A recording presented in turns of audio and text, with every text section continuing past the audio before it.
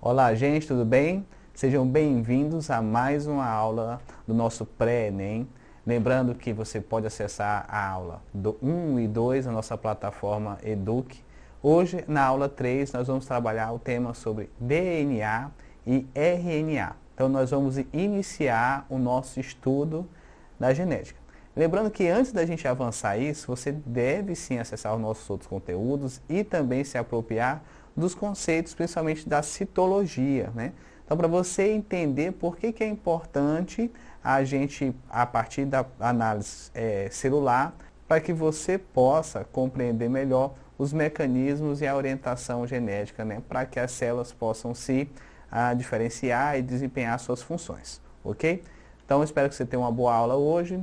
Vamos ao nosso primeiro slide.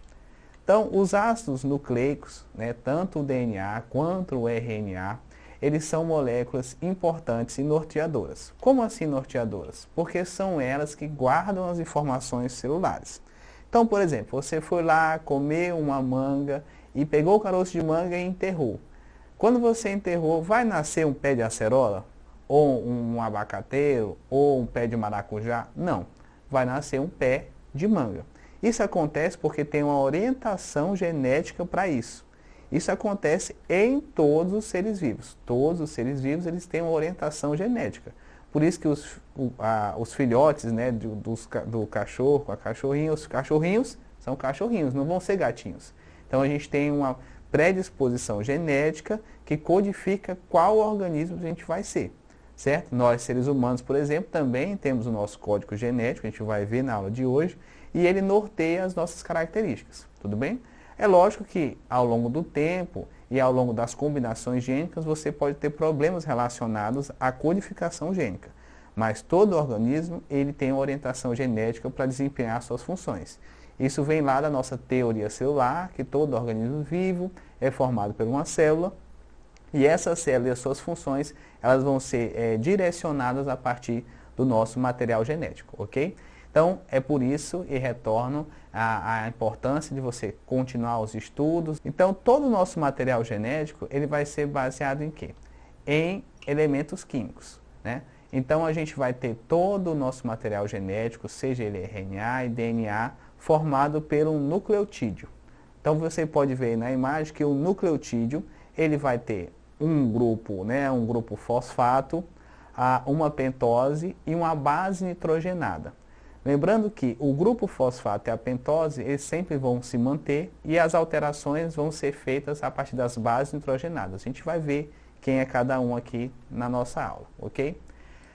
Mas o tema da nossa aula é ácido desoxirribonucleico e ácido ribonucleico. Vamos lá. Ácido desoxirribonucleico, o DNA, né, ele é uma abreviação em inglês, ele é um material genético, digamos assim, ele é uma fita dupla ligada por base de hidrogênio. Então essa fita dupla, ela vai dar mais, como eu vou dizer, mais solidez ao material genético. O meu RNA, né, o RNA, ele já é uma fita única, ele é uma molécula muito mais simples. Então organismos mais simples, principalmente os procariontes, eles vão ter na sua grande maioria RNA. Os vírus também possuem RNA, porque eles não vão ter a necessidade de ter uma molécula mais complexa e sólida, com mais informação. Organismos eucarióticos já vão ter DNA, porque ele tem mais informações e essas informações precisam estar mais firmemente, vamos dizer assim, compactadas naquele conteúdo, evitando variações, mutações e coisas que possam causar a modificação do organismo ao longo do tempo. Então, quem é o RNA e quem é o DNA? Então, o DNA vai ser uma fita dupla, né? As ligações entre as bases nitrogenadas de pontos de hidrogênio, e o RNA é uma fita simples. Nesse caso aqui, a gente pode observar que, como base nitrogenada, do lado do DNA, a gente vai ter a citosina, a guanina, a adenina e a timina. Quando a gente olha para o RNA, a gente tem uma modificação. A gente tem citosina, guanina, adenina e no lugar da timina eu vou ter a uracila. Então, se você tiver nos seus estudos ou se deparar numa questão onde você tiver uma orientação, né, um código genético, um pedacinho lá de um RNA, um DNA, aliás, de um RNA, você vai ver que ao invés de ter um T, vai ter o U. O U da uracila sempre vai se ligar à timina, tá? A gente vai ver quem liga com quem já agora no nosso próximo slide, ok? Então, a gente tem o seguinte, a gente pode separar as bases nitrogenadas em dois grupos. As purinas, que são a adenina e a guanina, e as pirimidinas, que vão ser a citosina, a timina e a uracila. Lembrando que a adenina sempre vai se ligar com a timina ou a uracila, e a guanina sempre vai se ligar com a citosina, ok? Isso é um padrão. Então, a gente pode ver aqui no próximo slide, à frente, então, olha só, uma base ligada à outra. Você percebe que nesse slide, nessa imagem, eu não vou ter a presença da uracila. Por quê? Porque a uracila vai estar presente apenas nas cadeias de RNA. Tudo bem? Então, se você vê algo ali, tiver uma uracila, você já sabe que se trata de um RNA.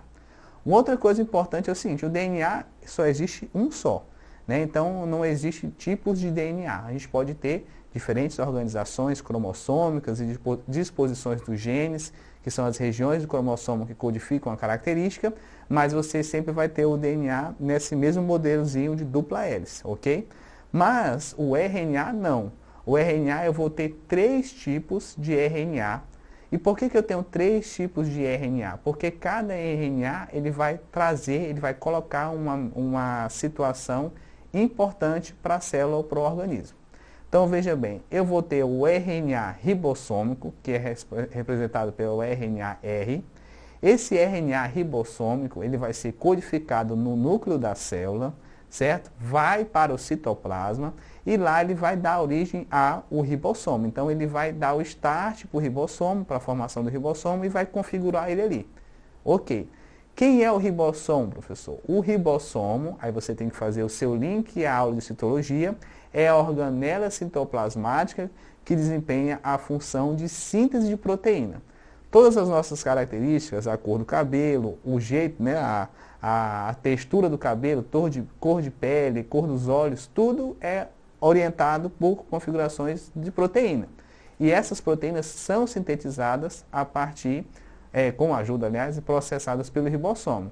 É por isso que quando a gente é infectado por um vírus que tem como material genético o RNA, ele apenas inocula esse RNA nas nossas células e usa nosso maquinário, no caso o nosso ribossomo, o ribossomo do hospedeiro, para se multiplicar. Então o ribossomo é a maquinazinha, a organela que é responsável pela síntese de proteína. O outro RNA que a gente encontra é o RNA mensageiro. Esse RNA mensageiro, ele vai trazer uma informação que vai ser codificada. Ou seja, ele vai ter origem a partir de uma cópia do DNA, a gente vai ver na nossa aula aqui à frente, e essa cópia vai carregar uma mensagem. Essa mensagem chega no ribossomo, ela vai ser lida pelo ribossomo e vai dar origem a uma característica, ok? Por último, nós vamos ter o RNA transportador. Quem é o RNA transportador? O nome já está falando, ele faz o transporte. Então, ele vai pegar, ele vai juntar os aminoácidos que compõem a cadeia de proteína. Então, veja bem, né? A gente vai ver como eles são formados já agora à frente, mas você tem que entender o seguinte, eu preciso primeiro ter um RNA ribossômico que vai dar origem, vai dar as características do meu ribossomo, que é a organela que faz a síntese de proteína. Depois eu tenho uma mensagem que será codificada pelo ribossomo, que vai produzir proteínas.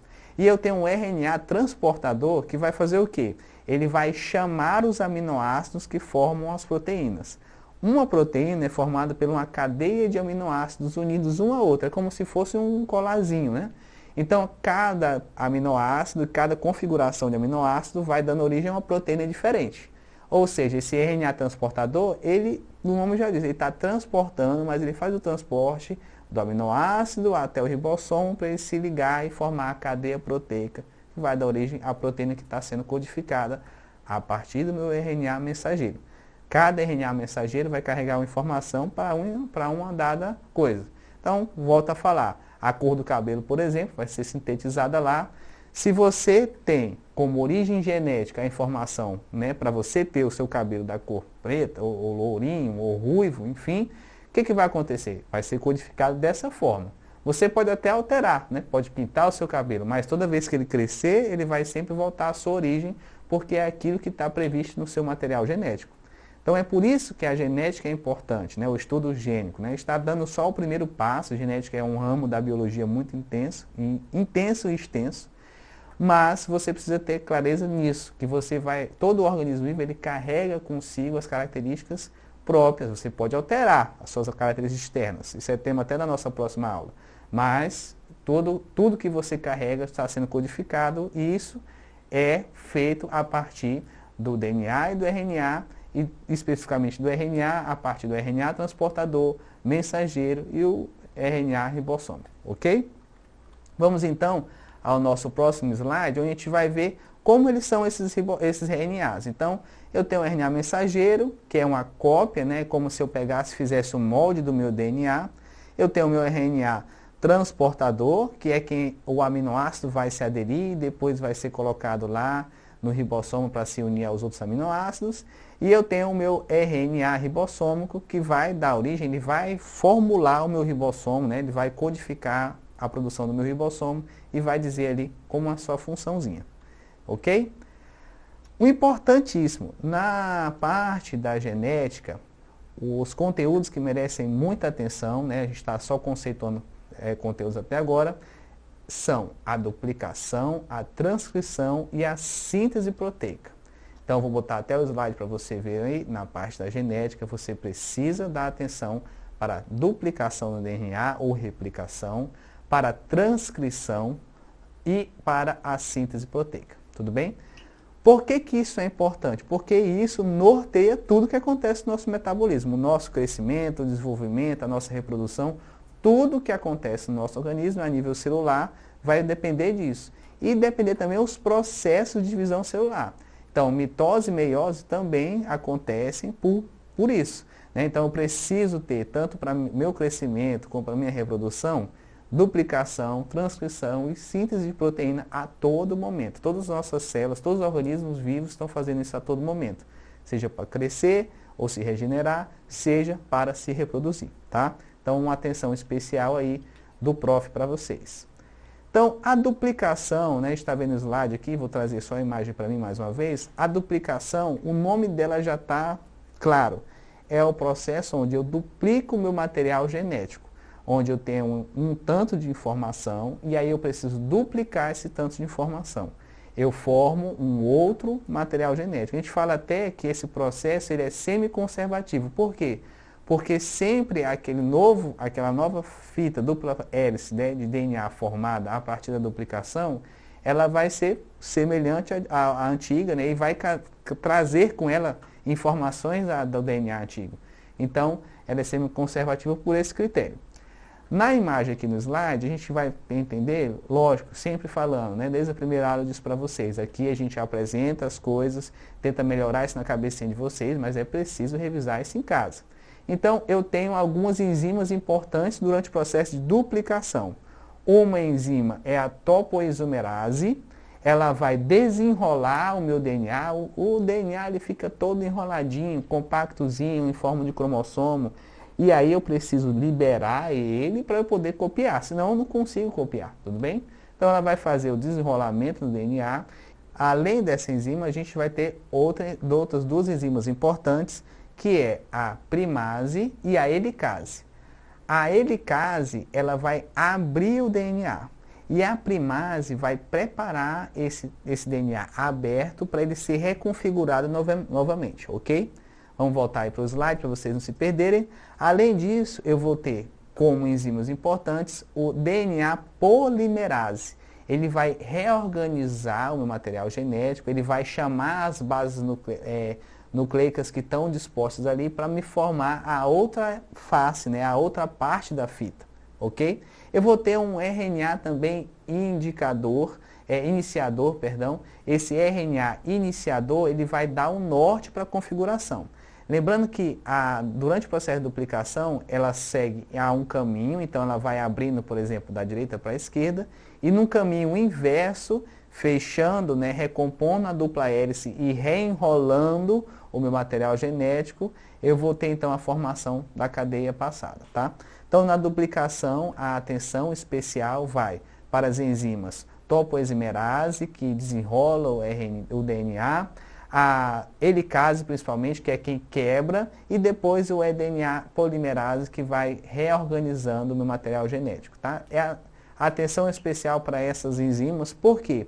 Porque durante o outro processo, que é o de transcrição, que eu também abro o meu material genético, durante o processo de transição também vou abrir o material genético, mas eu não vou reconfigurá-lo, eu vou só fazer uma cópia. E aí eu tenho outra enzima importante também nesse processo, que é o RNA polimerase. O RNA polimerase, ele vai abrir o material genético para que aconteça a transcrição, que é a cópia. Então é como se eu quisesse saber qual é o modelo daquela informação que eu quero pegar, então eu vou colocar o RNA polimerase para ele abrir, clivar essa molécula e gerar uma cópia, ok? Diferente da duplicação, olha só, eu tenho o DNA polimerase. Então o DNA polimerase ele reorganiza. O RNA polimerase ele faz a abertura da minha dupla hélice de DNA para que possa acontecer a transcrição. E olha só que interessante, durante o processo de transcrição, veja aí no slide que quando eu tenho a letra A de adenina, ela estaria ligada com uma timina, ok? Mas como eu estou fazendo a cópia e produzindo o RNA, eu vou substituir isso, porque lembra que no RNA eu não tenho timina, eu vou ter uracila. Por isso que eu substituo o T pelo U na minha cadeia de RNA. Isso vai acontecer, o RNA vai se fechar, o DNA vai se fechar novamente e essa minha cadeia de RNA mensageiro vai sair para fora do meu núcleo. Está tudo acontecendo dentro do núcleo e o RNA mensageiro então vai carregar essa mensagem para fora para que ela seja lida no meu ribossomo. Então, durante a duplicação, eu tenho um processo semiconservativo, eu tenho a abertura e recomposição do material genético duplicando aquilo que eu tinha. Durante a transcrição, eu faço uma cópia. Abro o meu DNA, copio a informação que eu quero, eu gero um molde, e aí esse molde sai do meu núcleo para ir para o citoplasma ser lido pelo ribossomo, ok? Por último, a gente já viu duplicação, transcrição, nós vamos ter síntese. Vou colocar aí no slide para vocês. A síntese, ela merece uma atenção especialíssima, né? Uma atenção muito. Por quê? Porque ela não é um processo complexo, ela é simples. Mas o problema é que você já vem estudando ali duplicação, transcrição, né? A gente lembrando que eu estou dando uma revisada que vocês, nosso tempo é curto. A ideia é que você pegue essa aula, sinta-se curioso para estudar mais sobre isso e aí avance seus estudos. Mas a síntese também merece essa atenção, porque ela não é, como eu disse, complexa, mas tem uns detalhezinhos, uns segredinhos para você entender como é que a proteína é formada. Então vamos ao slide aí. Na síntese, o que eu vou ter? Eu já tenho o meu RNA mensageiro formado, olha ali embaixo, tá? No meu RNA mensageiro, eu vou ter aqui os códons. Quem são os códons? Eu vou deixar aí para vocês entenderem bem. O códon é uma trinca de base nitrogenada. Então, por exemplo, o conjunto de adenina, uracila e guanina que está aí no códon, ele forma uma trinca. Essa trinca, ela chama um aminoácido. Então, cada trinca, cada códon desse vai ser responsável para gerar um aminoácido. Então, por exemplo, se eu tenho um RNA mensageiro, um exemplo, lógico, que tem 30 códons. Se ele tem 30 códons, ele tem 30 trincas dessas aí, ele vai ter 90 bases, concorda? E se ele tem 30 códons que vai chamar um aminoácido, então significa que cada códon desse vai chamar um aminoácido, então essa minha proteína, teoricamente, teria também 30 aminoácidos na sua cadeia, tudo bem? Então esse é o detalhe, talvez assim, que mais fica confuso, é que eu tenho essa trinca de bases nitrogenadas que formam o meu códon. E por que eu formo um códon? Porque o meu RNA transportador, ele também vai ter uma trinca nele. E essa trinca vai casar certinho com o meu códon. Eu chamo essa trinca de anticódon. É como se fosse o outro modelo contrário. Esse anticódon se liga ao códon e aí faz o quê? Que eu carregue então o meu aminoácido que vai compor a minha proteína. Isso vai acontecer inicialmente aí no sítio P. O sítio P é onde é o start, onde começa tudo. Isso no ribossomo. O ribossomo também vai ter um outro sítio chamado sítio A. Então, depois que eu li o primeiro códon, e aí eu chamei um RNA transportador que trouxe um aminoácido que aderiu o meu anticódon ao códon, eu clivei ali, eu coloquei o meu primeiro aminoácido. O que vai acontecer? Eu vou chamar mais um aminoácido, meu segundo aminoácido para a cadeia, que vai entrar no sítio A. Esses dois aminoácidos vão se ligar e o processo vai avançar na leitura. Então, conforme o ribossomo vai lendo o meu RNA mensageiro e vai chamando os anticódons para cada códon, eu vou colocando mais um aminoácido na minha proteína que está sendo formada. Um detalhe específico também. Depois que eu coloco o meu primeiro anticódon, no primeiro códon, que é chamado o primeiro aminoácido, a cadeia vai sendo formada a partir dali. Então, quem é que vai ficar trocando de códons? Então, nesse caso, o meu sítio P se mantém aderido ali e o sítio A vai substituindo seus RNAs transportadores, trazendo aminoácidos que vão se ligar seus anticódons aos códons e vão formar a nossa nova cadeiazinha proteica. Então, isso até o término da leitura do meu RNA mensageiro. É assim que é formada, né, que é sintetizada uma proteína. Por isso que eu preciso, é muito importante você entender que tudo isso vai ser formado, né, o RNA mensageiro, o RNA transportador e o RNA ribossômico vai ser formado lá no núcleo, vai sair para o meu citoplasma. E o processo de síntese proteica também acontece no citoplasma, fora no núcleo. O que acontece no núcleo? Vai acontecer duplicação, que é, como você viu já, um processo semiconservativo, onde eu duplico meu material genético, e eu vou ter também no meu núcleo o processo de transcrição, que é para fazer a cópia do meu DNA, gerando um RNA mensageiro que vai sair do meu núcleo para ser codificado no citoplasma. Esses detalhes são importantes, inclusive tem provas que perguntam sobre isso. Onde acontece a síntese proteica? Aí você marca lá no núcleo. É errado. Você deve colocar lá no citoplasma. Essa proteína, depois de formada, ela vai desempenhar uma função dentro da célula ou para o organismo, ok? Então, já está na reta final da nossa aula. Quais são os conteúdos que mais caem sobre DNA e RNA? Então, as características e funções do DNA e RNA. Então, quais são os organismos que têm DNA, quais são os organismos que têm RNA e as suas características, tá? Duplicação, que também pode ser chamada de replicação. Transcrição, que é a cópia, né, a formação do meu RNA mensageiro, a tradução ou síntese, né? Então, a tradução ou síntese proteica é o processo de formação das proteínas.